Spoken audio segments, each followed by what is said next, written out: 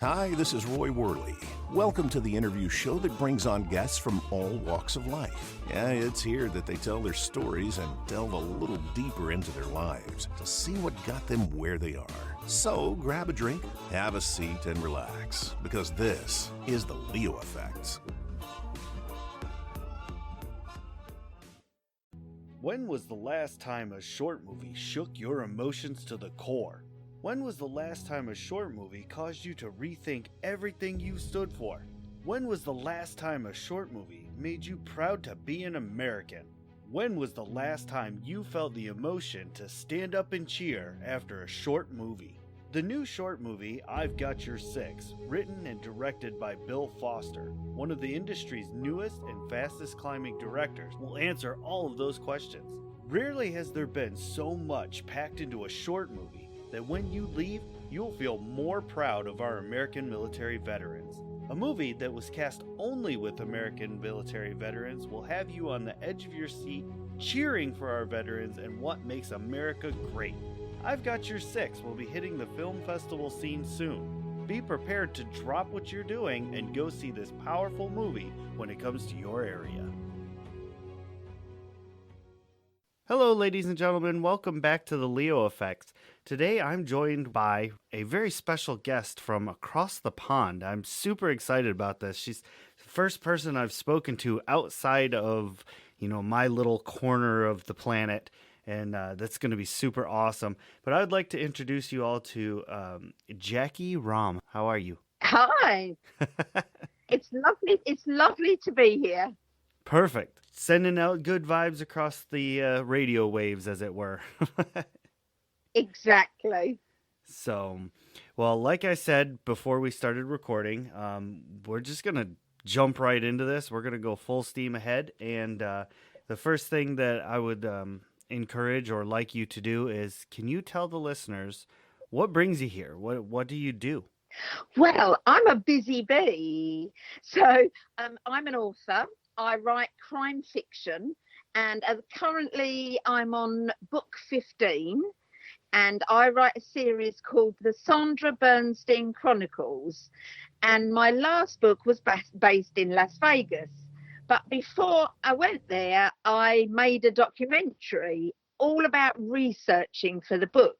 And that's on Amazon Prime, and that's called Method of Murder. Plus, I also do a podcast, which is The Life of a Crime Novelist. So I do lots of things. Yeah, you got your hand in a lot of cookie jars. Well, I always say writing the book is the easy part. It's then telling everybody about it. So the other things, the podcast, the documentary, are kind of all part of the package of eventually letting everybody know about the books. I see. That's a good idea, though. I mean, podcasting kind of gets it out all over the world, so that's a good idea. And this shows that, this is London calling LA, so it's amazing. Kid, I'm blown away. When you approached me about, asking if I would have a guest on and an author and everything we talked about, I was so excited to have you. This is amazing to me. Like, we're connecting from across the world instantly. It's so clever, isn't it? But part of my documentary is based in LA. Because I came to LA and I had a tattoo done. I wanted to ask the tattoo artist some questions. I can't tell you any more than that because you'll have to watch it. But so I was in LA having a tattoo, and then I went to where Bugsy was shot. Oh, okay. So, but I'm not telling you any more than that because obviously you've got to watch it. So, and then we went back to Vegas and carried on filming the documentary there. And we had all access in a casino because I wanted to know what it was like behind the scenes before I wrote the book. Okay. All right. And what was it that made you decide to become an author? Did you always enjoy writing? I think you're born an author. I think it's something inside you. It's like a burning need to write. I've written all my life. I started, the first full-length book I wrote was a children's book that turned into 5 books, a series for 7 to 12-year-olds, about a little girl called Star, who was 11 years old and an actor. Oh. And she became famous, travelled around the world, and was also a super sleuth. So she was a detective as well. So I started with children's books, and then I moved on to adult crime fiction. And it's massive. You know, the world of crime is really popular. Right, yeah, I did notice everybody likes a good death. Yeah, it's so true. You know, yesterday, I recorded a podcast, and I interviewed a past detective from the London Murder Squad. It was such a good interview. You know, you never, in real life, you don't get to, you know, talk to people like that. Right. But because of my job, I can ask questions that other people would kind of like to know. And he told me some gruesome stories, and I kind of was gritting my teeth, and I knew the audience would like to listen, but I kind of didn't want to hear, you know. But it was fun. Oh man, that would be really, really, really cool to hear some of the gritty details from behind the scenes. But at the same time, I'd probably be the same way. Like, oh, I don't want to know that. Yeah, that's exactly how it was. So he told me the story, and then we finished the interview, and then he started telling me a bit more that he didn't want to tell me during the interview. And I was thinking, oh, this would have been so good. But, you know, it was off air. It was funny. That's great. What was it that made you decide to stop writing The Adventures of Star? Was it just a natural conclusion to the story? I wrote the 5 books, which was that was a series. But what was happening is when people say, you know, what do you do? I say I'm an author, and they say, what do you write? I say children's books, and you physically saw people's shoulders drop as they said, oh, as if it was simple to write a children's book, you know, which it isn't. And then I kind of got fed up with this, and I thought I'd show you, not to one person, because this was happening numerous times. So I thought I'm going to write an adult crime book. And then kind of, well, I love CSI, Law and Order and things like that. And I thought that I'll be fine. And then I kind of sat there and thought, actually, I know nothing. I'm not a criminal. I have no idea. I couldn't even squash a fly. So I had to investigate. So it took me about a year to spend time with detectives, forensic, all different people. And I set my first book in the Caribbean on the island of St. Martin, which is where I write all my books. And so it's the Dutch law as well. So I had to learn about the Dutch law, about the coroner, about the police, and it was fascinating.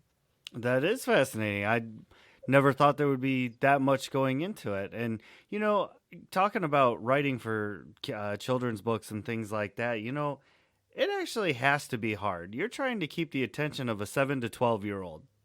I don't know if anybody's dealt with 7 to 12-year-olds, but they're discerning, you know, especially, you know, that age group, they're reading Harry Potter, which is, you know, not an easy read. And they want something that that's adventurous, it's another world. And that's why I picked the world of entertainment. I'm a drama teacher by trade, and I've worked in film and television all my life on film sets, but always taking children, chaperoning, doing support work, and working on a film set and on location. So, you know, that's a hint that I will give any potential author is always write about what you know. And so that's what I did. I kind of put I've been teaching children for 30 years. I've been on a film set for 25 years. So those two things together created that world. And hopefully it means that children get to see what it's like behind the scenes.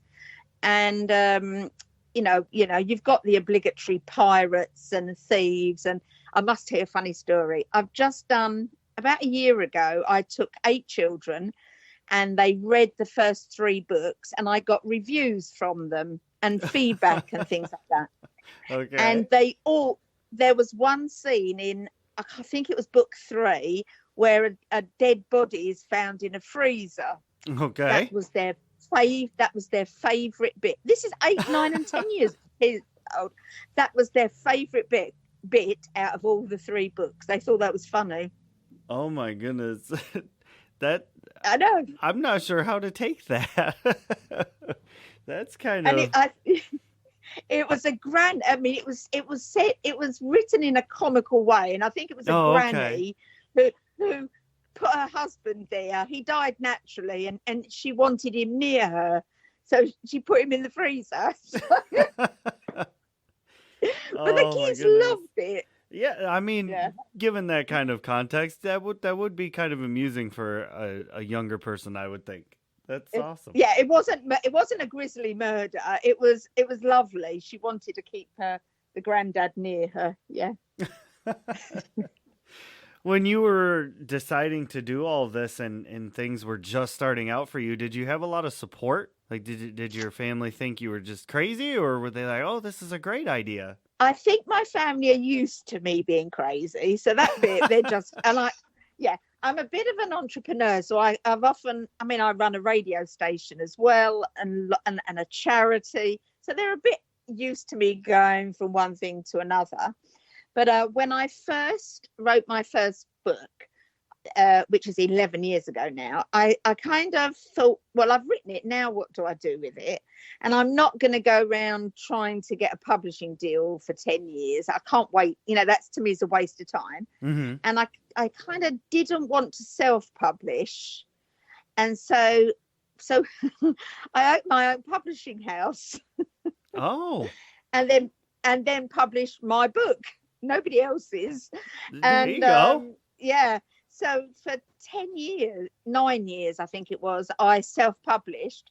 And then once the documentary was coming out and everything else was happening, I then got what we would call a legit publishing deal. So now now I have agents, PR, a whole team of people around me, which is really good fun. Oh, especially when you've gone from doing everything yourself, right? Yeah, and then suddenly now everything's done by everybody else, which sometimes is very nice, sometimes is really frustrating. Yeah, I'm just gonna go sit back on some days, and then other days, no, that's not how I want it done. No, I did that for a little while, and then I thought, no, I can't do this any longer. I need to get back and do what I do best, which is market me. Gotcha. And do you, when you were talking about advertising and marketing and things like that, have you done any book signings? Oh gosh, yeah, around the world, in the Caribbean, in England, in China, and in the US. Yeah. Wow. Yeah, that's all over the place. People are not going to buy your books unless you get out there and tell people. I read today how many billions of books there are published, and it was the most incredible number. And so even if I think every year, I don't know what, there's probably 1 billion books released every year. We're all tiny little ants in this big world of book publishing, right? And so it's important to get out there and tell people. But I must tell you, I've had a couple of really funny incidents because I spend about 3 or 4 months a year on the island of St. Martin in the Caribbean. Mm-hmm. And I was in the casino one night, as you are, and I came out. It wasn't late, it was about 10 o'clock at night, and I walked out the door, and there were 2 couples walking, and the guy said to me, "Hey, are you Jacky Ram?" And I thought, oh my God, who's that? Yeah, I said suspiciously. And he goes, "I've read all your books." And then he goes ahead to tell me about my characters and how he likes each character and whatever. And I've had that a few times, and that does make you laugh when it first happens to you. That's got to make you feel good, though. I mean, kind of like a celebrity. Uh, when it happens to you, you don't think like that because you're just appreciative and you think, oh, so, but actually, to be really honest, the most rewarding thing is when the children Yeah. like your books. I kind of appreciate, I don't know why, I appreciate that more. And it makes me feel that, maybe they will show my books to their children eventually one day. Right. Yeah. I mean, And, that's something we all learn, right? From elementary school, and is how to read, and exactly. that's where we all start out. So yeah, I can Yeah. understand I, that. I'll tell you a funny story. So I wanted to get my books into libraries, and I can only tell you what it's like in England. It's Hmm. hard to get books into libraries. And my thought process was they will be there forever if they go into libraries. So and then I found out that each library in England buys their own books. It's not a central, you'd think it was a central point, but no, they buy their own. So I made up this little girl. So I love the book Little Women, which is written by Louisa M. Alcott. So I made this little girl up called Poppy Alcott, and she was 10 years old. And Poppy wrote to every library in the country in England and told them about this wonderful book she's just read.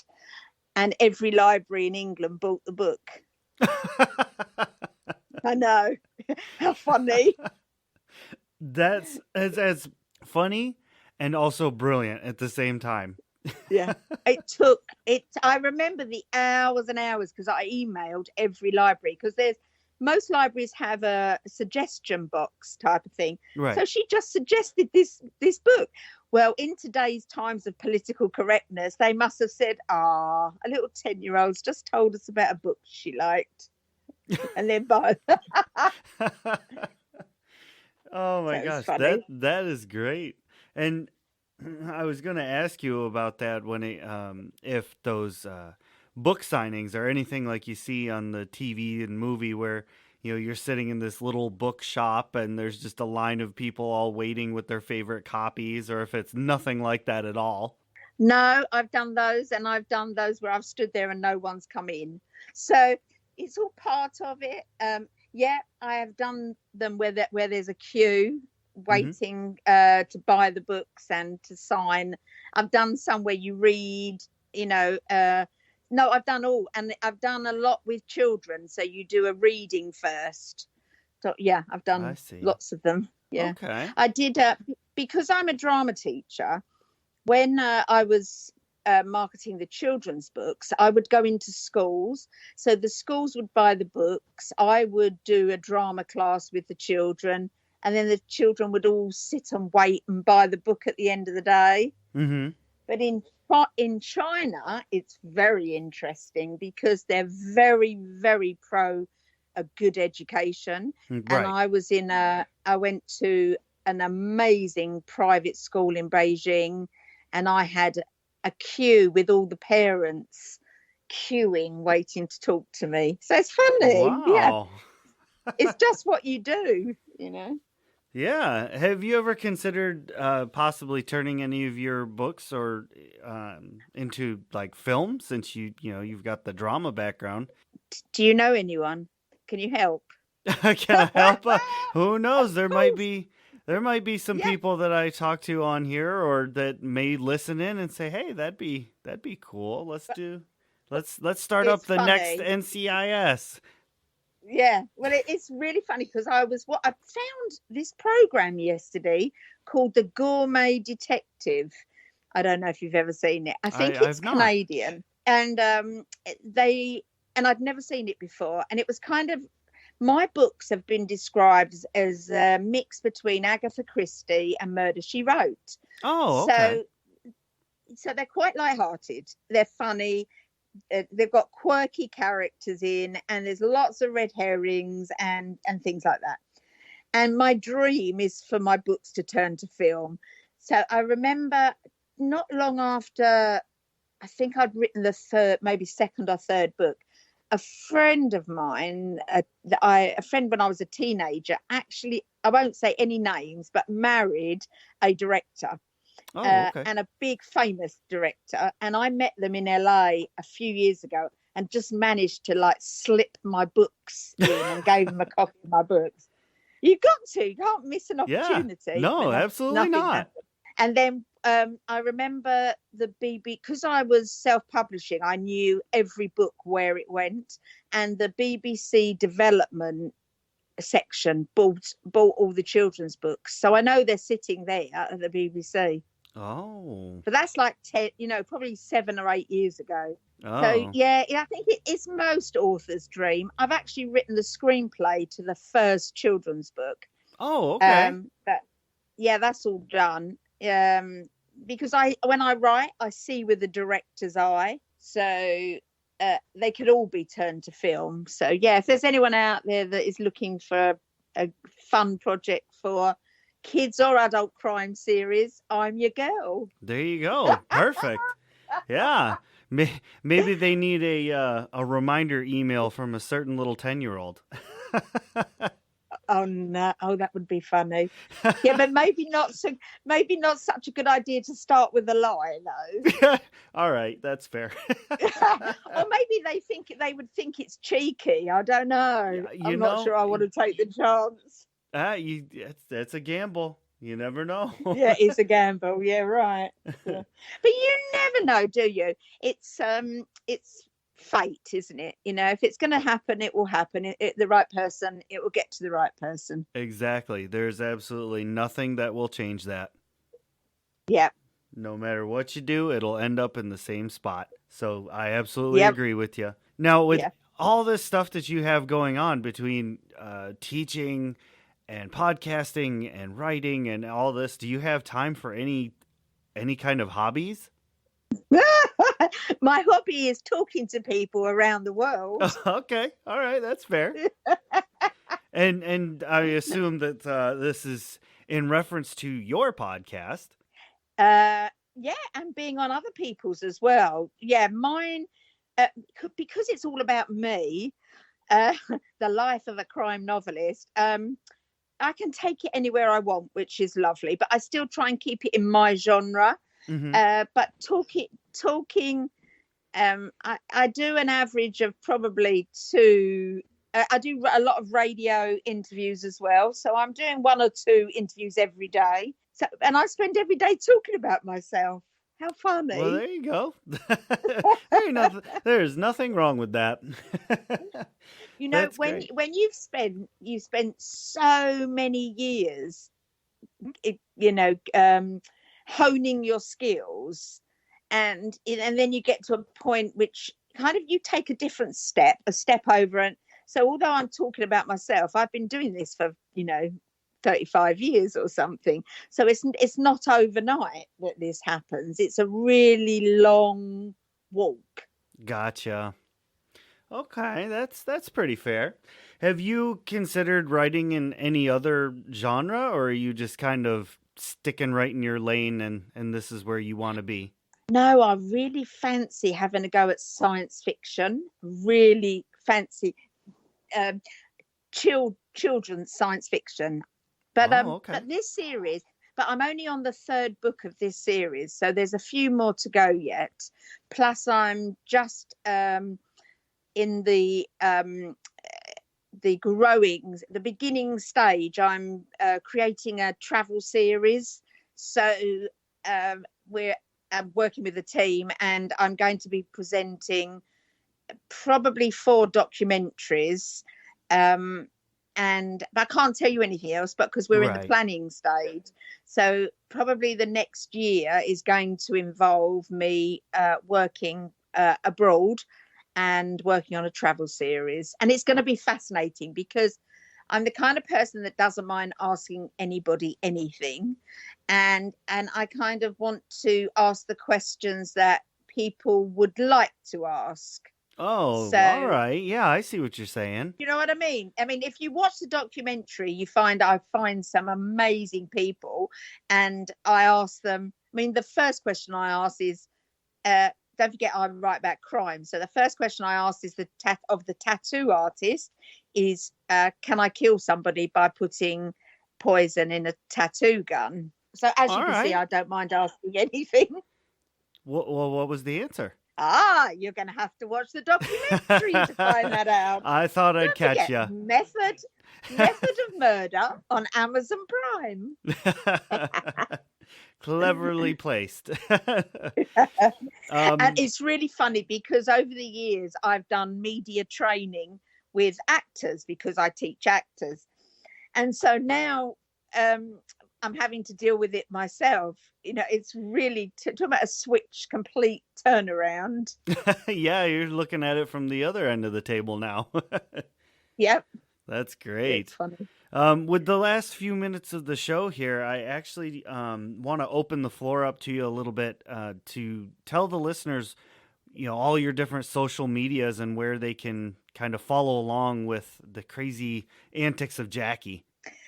No problem. So the best, I think probably the best place to go to is jackyrom.com. And it's JACKYROM. So jackyrom.com. And there'll be links to everything there. But I'm on Facebook, Instagram, Twitter, TikTok, which I think is quite funny. And that makes me laugh. Everywhere. Facebook is facebook.com/JackyRom. Or just Google Jacky Rom, you'll find me. But I'd like to really guide people to see the documentary. It's a way of seeing who I am and what I do. Mm-hmm. And it's a great insight onto how I write the books and how I research and kind of what lengths I go to find out if my character can actually do certain things. So Method of Murder, it is on a lot of cable channels as well in the US and Canada. So yeah, Google jackyrom.com. Perfect. That's amazing. And I'm going to put the link to that in the description of the podcast of this episode. So one-click shopping, like I say. And, Jacky, I just want to say thank you so much for joining me today. This has been so much fun. You are just a gem. Thank you so much. It's been lovely. And thank you. Thank you to all the listeners who are checking this out and keeping this thing going. We are as of this moment, we are two listens away from hitting 1,000. So let's get those listens. And thank you all very much. And we will see you all next time. Ladies and gentlemen, boys and girls, creatures of all ages, what an amazing show. Thank you for lending an ear and joining us. I'm the host, Ray Rumsey, and if you want to hear more interviews, simply head to anywhere podcasts are heard, Facebook or Twitter, and search The Leo Effects, with an A, not an E. If you'd like to hear me doing silly voices and making a general fool of myself, head over to Shattered Dungeons on YouTube, Facebook, and Twitter. We live stream every Tuesday night. More projects are in the works. For now, stay tuned for more interviews.